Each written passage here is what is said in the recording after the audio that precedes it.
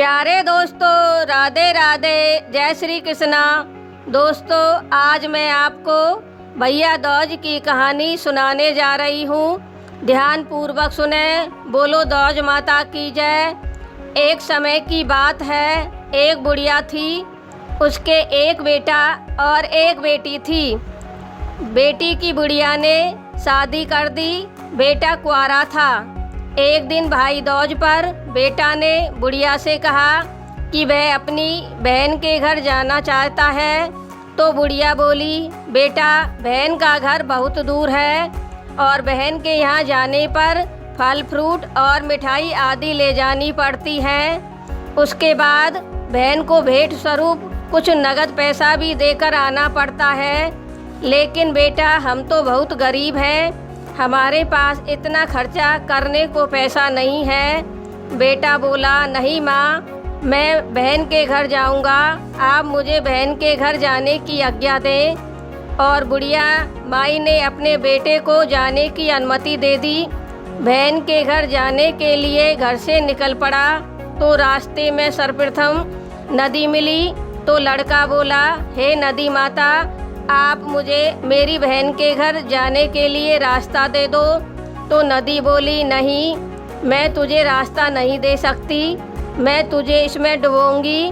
लड़का बोला, हे नदी माता, मैं अपनी बहन के यहाँ 10 वर्ष के बाद जा रहा हूँ, इसलिए आप मुझे मेरी बहन के यहाँ मिल आने दीजिए। लौटते समय नदी माता, आप मुझे डुबो देना। ऐसे लड़के की प्रार्थना को सुनकर नदी माता ने उसको रास्ता दे दिया और थोड़ा आगे चला तो वहाँ उसे सर्प देवता मिले। सर्प देवता बोला, मैं तुझे डसूंगा। लड़का बोला, हे सर्प देवता, मैं मेरी बहन के यहाँ बहुत दिनों में जा रहा हूँ, इसलिए आप मुझे रास्ता दे दो। लौटते वक्त मैं आऊँगा, तब मुझे डस लेना। इस प्रकार की लड़के की प्रार्थना को सुनकर सर्प देवता ने भी रास्ता दे दिया। थोड़ा और आगे चला तो उसको एक शेर मिला। शेर ने कहा कि मैं तुझे खाऊंगा। तो लड़के ने शेर से भी वही प्रार्थना की जो नदी और सर्प देवता से की थी, तो शेर भी मान गया। इस प्रकार लड़का सभी वादा करता हुआ अपनी बहन के घर पहुंच गया। बहन उस समय सूत काट रही थी। तभी उस समय बहन सूत टूट गया। पुराने समय में ऐसी मान्यता थी कि जब सूत टूट जाता है तो तब तक जुड़ नहीं जाता, तब तक बहन से मिल नहीं सकते थे, बोल नहीं सकते थे। अब भाई काफ़ी देर तक बहन के यहाँ बैठा रहा और मन ही मन में सोचने लगा कि पता नहीं मेरी बहन मुझसे क्यों नहीं बोल रही है, जबकि मेरी बहन को पता है कि भाई बैठा हुआ है। शायद बहन को पैसे का घमंड हो गया है, इसलिए नहीं बोल रही है। तो भाई वापस जाने के लिए खड़ा हुआ तो तभी वह सूत बहन का जुड़ गया। तो बहन एकदम से खड़ी हुई और भाई से बोली और राजी खुशी पूछने लगी और अपने न बोलने का कारण भी बताया। उस प्रकार से बहन भाई को अपने अंदर के कमरे में ले गई और भाई को बिठाया। भागी भागी बहन पड़ोसन के यहाँ गई और कहने लगी, आज मेरा जान से भी प्यारा भाई आया है, उसकी खातिर के लिए मैं क्या करूं? तो पड़ोसन ने हंसी मजाक के मूड में कहा कि घर के आंगन में तेल का पोंछा देना, घी में चावल पका देना। अब वह पड़ोसन के बताए अनुसार घर के आंगन में तेल का पोंछा दे दिया और घी में चावल पकाने रख दिए। उधर न तो पोंछा ही सूखा और ना ही चावल पके। भाई को बहुत भूख लग रही थी। वह बहन से बोला, बहन मुझे खाने को दे दो। अब बहन भागी भागी सास के पास गई और सास से बोली कि मेरा जान से प्यारा भाई आया है, तो सासू जी मैं उसके लिए क्या करूं? तो सास बोली, बहू तू घर के आंगन में पानी से पोंछा दे और पानी में ही चावल पकाने के लिए रख दे। और ऊपर से घी और बूरा खाने के समय चावलों पर डाल देना। इस प्रकार से बहू ने अपनी सास के बताए अनुसार पहुंचा दिया और चावल भी पककर तैयार हो गए और अपने प्यारे भाई को खाना खिलाया और बहन भाई के तिलक करने लगी।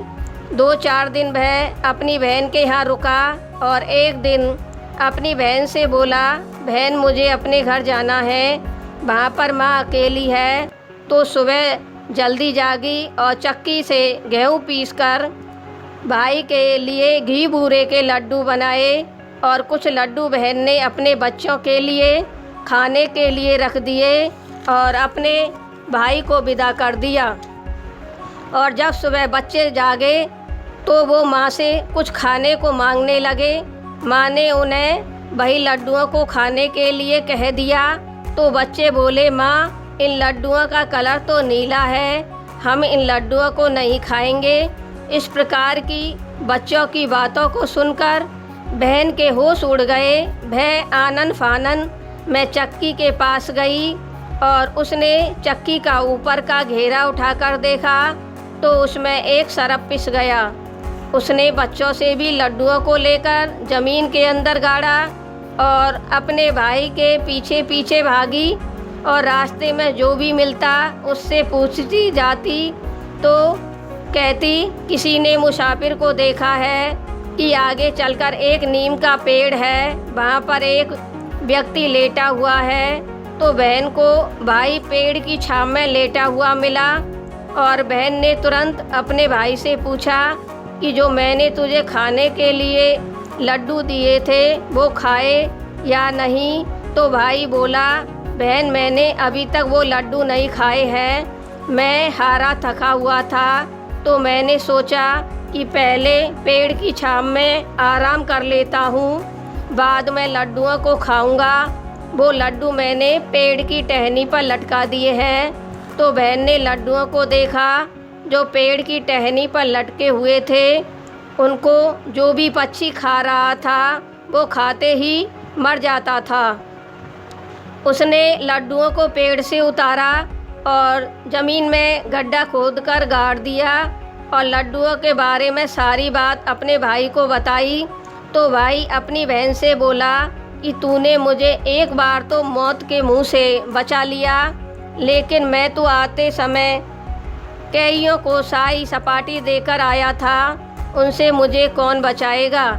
इस प्रकार से बहन भाई के बीच बातचीत हो रही थी। तो बहन बोली, भाई मुझे पानी की प्यास लग रही है, तू कहीं पर पानी को देख जहाँ से पानी लाकर पी सकूं। तो भाई बोला, यहाँ से कुछ दूरी पर एक तालाब है, वहाँ से मैं पानी लाकर देता हूँ। बहन बोली, मैं खुद ही चली जाऊँगी और पानी पीकर लौट आऊँगी। तो बहन तालाब के पास पहुँची तो वहाँ पर कुछ लोग शिला घाट दे रहे थे।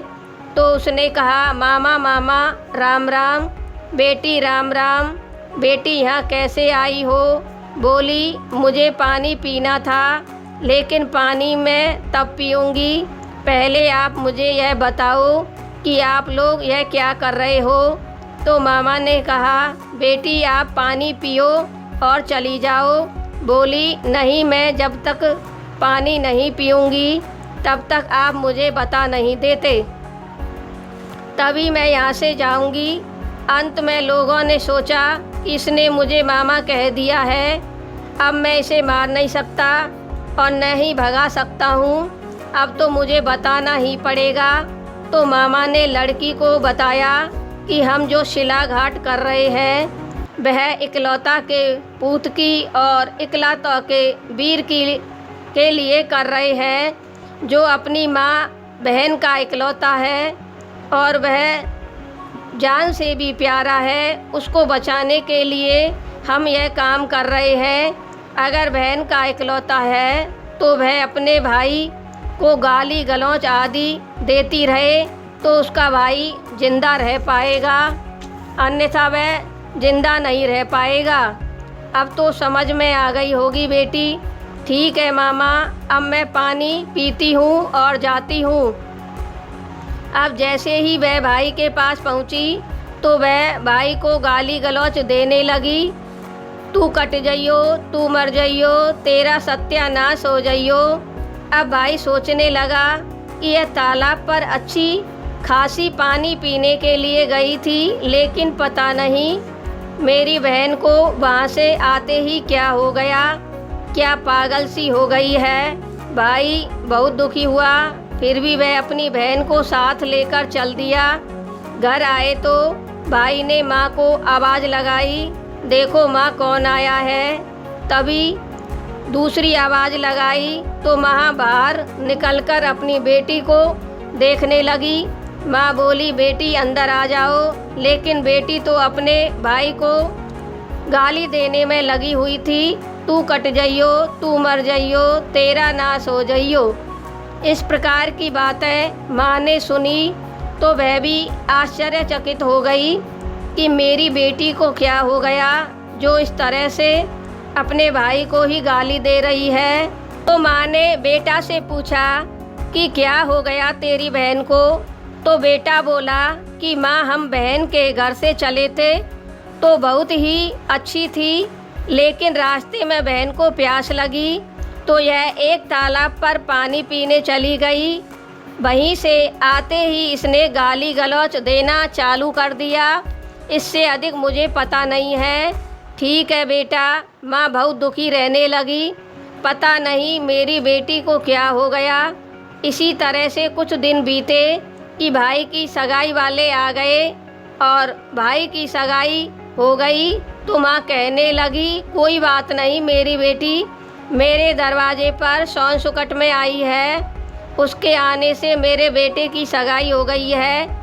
लेकिन बहन अब भी इसी तरह से ही गाली देती थी, अपने भाई को दुखी रखती थी, लेकिन फिर भी भाई के मन में बहन के प्रति बुरे विचार नहीं आते थे। सोचता था कि मेरी बहन बहुत अच्छी है, इसके आने से मेरी सगाई हो गई है।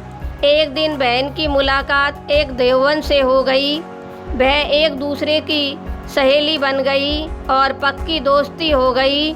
उस धोबिन के घर में 7 बहुएं थी और 10-20 गधे भी पाल रखे थे, जिनकी लीद को झाड़ने के ऊपर उन 7 बहुओं में झगड़ा होता था।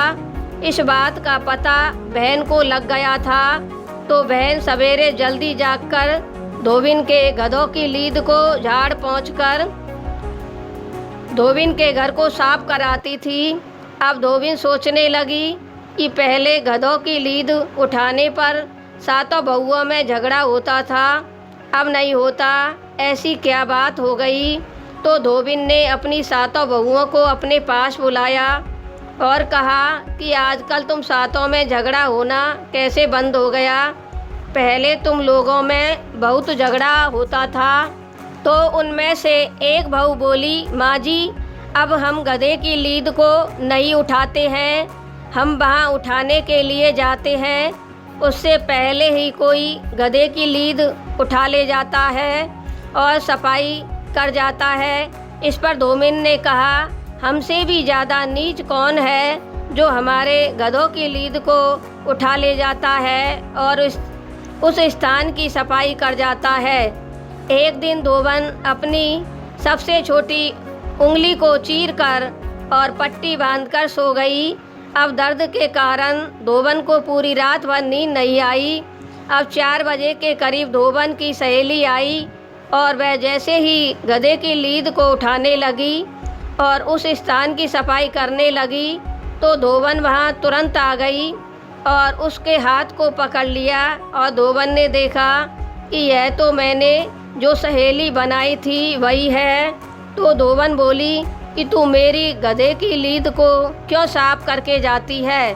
तो सहेली बोली कि तुम्हारी सफाई मैं इसी कारण से करके जाती हूँ, इसलिए जब मेरा कोई काम पड़े तो उसको तुम कर देना। यह तो ठीक है, लेकिन सहेली होने के नाते तुम अब मेरे घर की सफाई करने मत आना। तो सहेली बोली, ठीक है। कुछ दिनों बाद भाई की बारात की तैयारी हुई और बारात जाने लगी तो माँ से बहन ने कहा कि मैं बारात में जाऊंगी। सभी ने कहा कि इसने अपने भाई को इतना कोसा है तो इसे कैसे साथ में ले जा सकते हैं। लेकिन जैसे ही भाई ने बहन की बात सुनी तो भाई बोला, मेरी बहन अवश्य ही बारात में जाएगी। अगर बहन अपने साथ किसी और को भी ले जाना चाहती है तो वो भी जा सकती है। तो बहन बोली, मेरी एक सहेली भी साथ जाएगी। भाई बोला, उसे भी साथ लेकर चलना ठीक है। इस प्रकार से भाई ने एक पालकी तैयार करवाई। तो बहन बोली, नहीं भाई, 2 पालकी तैयार करवाओ। तो भाई ने 2 पालकी तैयार करवा ली। बहन और उसकी सहेली बारात में जाने के लिए तैयार हो गई। अब बारात की घुड़चड़ी निकलने लगी तो दूल्हा और बाराती आगे के दरवाजे से निकलने लगे। तो बहन ने कहा कि इस दरवाजे से नहीं निकलें, पिछले वाले दरवाजे से निकलें। सभी ने उसकी बात पर गौर किया और पिछले दरवाजे से निकलने लगे। थोड़ी देर बाद देखा कि अगला दरवाज़ा ढक ढक करके ढह गया। भाई बोला, देखा मेरी बहन कितनी समझदार है, आज हम सब मर जाते। इस प्रकार बारात की घुड़चड़ी पूरी हो गई। अब बारात भाई के ससुराल पहुंची तो वहां पर निकासी की तैयारी हुई और निकासी निकलने लगी। तो बाराती एक पेड़ के नीचे रुककर निकासी में डांस वगैरह करने लगे। तो बहन बोली, इस पेड़ के नीचे मत रुको, आगे जो पेड़ पड़ रहा है उसके आगे रुको। थोड़ी देर बाद में क्या देखते हैं कि पेड़ चरमरा कर गिर गया। फिर भाई बोला, देखो मेरी बहन कितनी समझदार है, इस बार भी हम सभी को मौत के मुंह से बचा लिया। बहन और धोबन दोनों ही पालकी में बैठी हुई थी और बारात के साथ ही पालकी चल रही थी। इस प्रकार से बारात बेटी वाले के घर पहुंच गई। अब फेरों के समय भाई ने जूते उतारे तो उसमें एक सर्प जाकर बैठ गया। बहन उस समय गहरी नींद में सो रही थी। भाई ने फेरों के बाद जैसे ही जूते पहने तो सर्प ने उसे डस लिया। अब सभी लोग कहने लगे कि इसकी बाबड़ी बहन कहाँ है, जो दिन भर इसको कोसती थी, गाली देती थी। आज उसने अपनी सारी मन की इच्छाएं पूरी कर ली। जैसे ही बहन ने हा उल्लड़ सुना तो उसकी आंखें खुल गई और पता चला कि उसके भाई को सर्प ने डस लिया है। दौड़ी दौड़ी बहन भाई के पास आई और सभी से बोली कि अभी आप लोग कुछ मत करना, मैं अभी आती हूँ। अब सभी लोग सोचने लगे कि पता नहीं अब कौन सा काम करेगी। सभी बाराती घबरा गए। बहन धोबन के पास गई और कहा कि आज मेरा काम तुझसे पड़ गया है, चल तू मेरे साथ। धोबन बोली, भाई क्या काम है, अब मुझे बताओ तो सही। बहन ने धोबन से कहा कि मेरे भाई को सांप ने काट लिया है और वह मर चुका है। मेरा भाई मुझे जान से भी ज़्यादा प्यारा है, तुझे उसको जिंदा करना है। इसी कारण के लिए मैंने तेरे घर पर से गधों की लीद उठाई थी और सफाई की थी। अब तुझे मेरा काम करना है। धोबन उसके साथ गई और जहाँ पर उसका भाई था वहाँ जाकर उसने अपनी मांग में से सिंदूर लिया, हाथों में से मेहंदी ली, आँखों में से काजल लिया और अपनी छोटी उंगली काटकर पानी के साथ खून के छींटे मारे तो उसका भाई जिंदा हो गया और खड़ा हो गया। उसके बाद बहन और उसकी सहेली धोबन बारात को वहीं छोड़कर अपने घर पर आ गई। थोड़ी देर बाद बारात भी घर आ गई। जैसे दूल्हा और दुल्हन घर पर आए तो बहन ने फिर गाली देना, कोसना चालू कर दिया और बहू और भाई को तरह तरह की गालियां देने लगी। बेचारी बहन मन में तो बहुत दुखी रहती थी, लेकिन उसको अपने भाई को जिंदा रखना था। लेकिन भाई के मन में बहन के प्रति किसी भी प्रकार की कोई बुरे विचार नहीं थे। वह तो यही कहता रहा कि मेरी बहन चाहे पागल है, लेकिन वह मुझे सभी जगह से बचा कर लाई है। उसने मुझे बचाने के लिए वो सभी काम किए हैं जो एक बहन भाई के लिए करती है। अब शाम हो गई तो बहन बोली, माँ मैं मेरे भाई के साथ ही सोऊंगी। माँ बोली, नहीं बेटी, ऐसे नहीं सोते हैं, तुझे मैं अलग से कमरा दे दूंगी। बहन बोली, नहीं माँ, मैं भाई के साथ ही सोऊंगी। तो भाई बोला, माँ बहन जैसा कहती है सही है, हमें सुलाने में कोई आपत्ति नहीं है, क्योंकि बहन को पता था कि इसे एक सरप काटने आएगा, लेकिन तभी काटेगा जब खाट पर 4 पैर और 2 सिर होंगे। इस प्रकार से बहन भाई के पास खाट पर ही सो गई। बीच में भाई सो गया, अगल बगल में बहन और बहू सो गई। अब रात्रि में सर्प आ गया। वह पैरों की तरफ देखता है तो उसे 6 पैर मिलते हैं, सिर की तरफ आता है तो उसे 3 सिर मिलते हैं। इस प्रकार से सर्प कई चक्कर लगाने लगा, लेकिन उसे 2 सिर और 4 पैर नहीं मिले। तो सर्प वापस जाने लगा। तो बहन जाग रही थी, उसने उसे मारकर परात के नीचे रख दिया। अब बहन निश्चित होकर सो गई और सवेरे लेट तक सोई। इसके बाद दूसरी रात आई तो वह माँ से कहने लगी कि मैं माँ आज भी भैया और भाभी के साथ सोऊंगी। तो माँ कहने लगी, बेटी इस तरह से रोज़ाना भाई और भौजाई के साथ सोना अच्छा नहीं होता। माँ मैं सोऊंगी, बेटी तेरी जैसी मर्जी। भाई सुन रहा था, बोला ठीक है बहन, तुम हमारे साथ ही सोना। इस प्रकार से बहन को पता ही था कि आज मेरे भाई को मारने के लिए सिला डालने वाले आएंगे। तो वह पहले से ही अपने पास सरसों के तेल का डिब्बा रखकर सोई थी। जैसे ही भाई भौजाई सो गए तो उसने कमरे के बाहर जाकर सरसों के तेल को फैला दिया। अब रात में जैसे ही सिला डालने वाले इकलौता के पूत की और इकलौता के वीर की के लिए आए तो वो सभी फिसल कर गिर पड़े और सिला उनके ऊपर ही आ पड़ी। इस प्रकार से बहन ने सिला डालने वालों को से अपने भाई की रक्षा की। पड़ी हुई सिला को एक तरफ रखा और सिला गिरने वालों की अच्छी तरह से पिटाई की। पिटाई करने के बाद उन्हें भगा दिया। अब बहन रात को निश्चिंत होकर सो गई तथा सवेरे देर तक सोती रही, क्योंकि बहन को पता था कि इसके बाद अब मेरे भाई को कोई खतरा नहीं है। तो माँ सभी रिश्तेदारों और मेहमानों को विदा करने लगी। मन ही मन में सोचने लगी कि कहीं बेटी को जगा दिया तो यह फिर मेहमानों के सामने ही गाली गलौच देना शुरू ना कर दे। लेकिन माँ की ममता ऐसी होती है, उससे रहा नहीं गया और उसने अपनी बेटी को जगा दिया और कहा, बेटी मैंने मेहमानों को तो विदा कर दिया है, लेकिन तू जागी नहीं थी। तो बेटी बोली, नहीं माँ, सभी मेहमानों को वापस बुलाओ, मुझे भी आज अपनी ससुराल जाना है। कुछ मेहमान वापस आए तो कुछ मेहमान चले गए। तो बहन ने सभी मेहमानों और रिश्तेदारों के सामने कहा कि मैंने जो पागल का रोल किया था, बावड़ी का रोल किया था, गाली गलौच दी थी, वो सभी मैंने मेरे भाई की रक्षा के लिए किए थे। ये आप लोग नहीं मानते हैं तो सबूत दिखाती हूँ। उसने परात के नीचे मरे हुए सांप को दिखाया जो सुहाग पर मेरे भाई को डसने के लिए आया था। दूसरा सिला दिखाया जो शादी की दूसरी रात पर मेरे भाई के ऊपर डालते, इसलिए मैं मेरे भाई की रक्षा करने के लिए ही उसके पास सोई थी।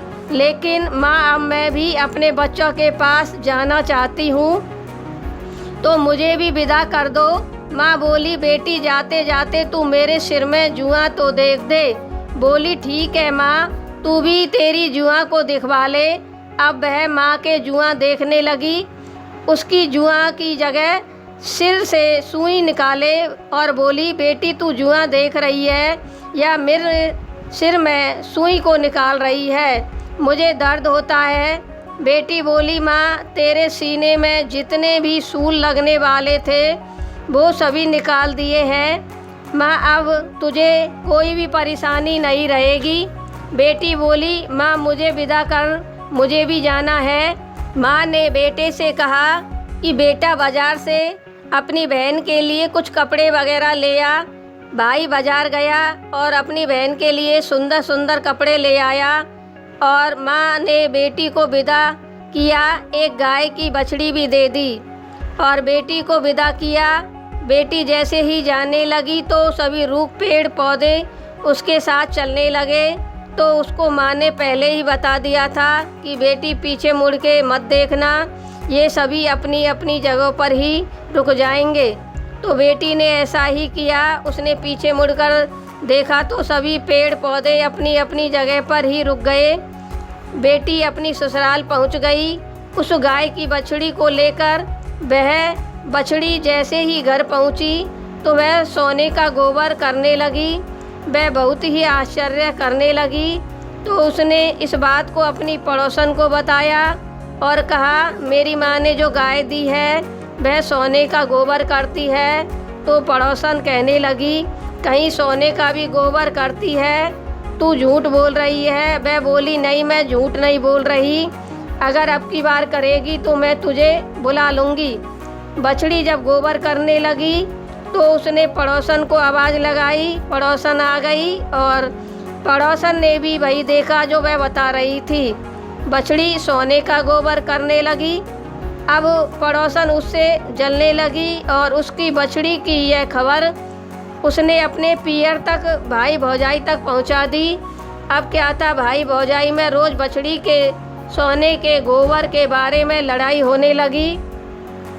अंत में भाई बोला कि हमारे यहाँ तो वह गोबर ही करती थी, कभी उसने सोने का गोबर नहीं किया। ये हमारी बहन का ही भाग है जो उसके घर पर वह सोने का गोबर कर रही है। तू किसी के भाग को नहीं ले सकती और रोज़ कलेश मत किया कर। लेकिन बहू नहीं मानी। उसने कहा कि मुझे वही बछड़ी चाहिए, तुम जाओ और बहन से वापस लेकर आओ। तब वह नहीं मानी। अंत में वह बहन के घर पहुंच गया और बहन को अपनी पूरी कहानी सुनाने लगा। बहन बोली, भाई ये तुम्हारी ही बछड़ी है जो मुझे दी है। ये मेरे घर पर आते ही सोने का गोबर करने लगी। मैंने इस बारे में पड़ोसन को बताया और पड़ोसन ने आप लोगों तक खबर पहुंचा दी है। तो भाई पहले तो तू भोजन कर, उसके बाद आराम कर, फिर तू इस बछड़ी को ले जाना। भाई ने खाना खाया, आराम किया और बछड़ी को लेकर आपने गांव को चल दिया। अब क्या, रास्ते में जैसे ही बछड़ी गोबर करने लगी तो वह सोने का न होकर गोबर ही था। तो भाई कहने लगा, इस निकम्मी बहू से मैंने कहा था कि सबका भाग्य अलग अलग होता है, यह तो अब गोबर ही कर रही है। वह जैसे ही घर पहुंचा तो अपनी बहू को आवाज़ देने लगा, ले ये बछड़ी आ गई, अब तू देख ले ये तेरे घर का सोने का गोबर करती है या गोबर ही करती है। साली निकम्मी, मैंने तुझसे कहा भी था कि सब कुछ भाग्य से मिलता है। तो कुछ देर पीछे जैसे ही बछड़ी ने गोबर किया तो बहू देखती ही रह गई। बछड़ी सोने का गोबर की जगह गोबर ही कर रही थी। बहू ने इस प्रकार से 2-4-5 दिन देखा। अंत में बहू ने कहा कि आप इस अपनी बहन के यहाँ ही इस गाय को छोड़ आइए, हमारे भाग्य में यह सब कुछ नहीं है। भाई बछड़ी को लेकर बहन के यहाँ गया और बहन से क्षमा मांगी और बहन के यहाँ उसे बांध दिया। तो बछड़ी वहाँ जाकर सोने का ही गोबर करने लगी। इस प्रकार से यह भाई दूज का त्योहार बहन भाई के प्यार का त्योहार है। भाई बहन की रक्षा करता है तो बहन भाई की रक्षा करती है।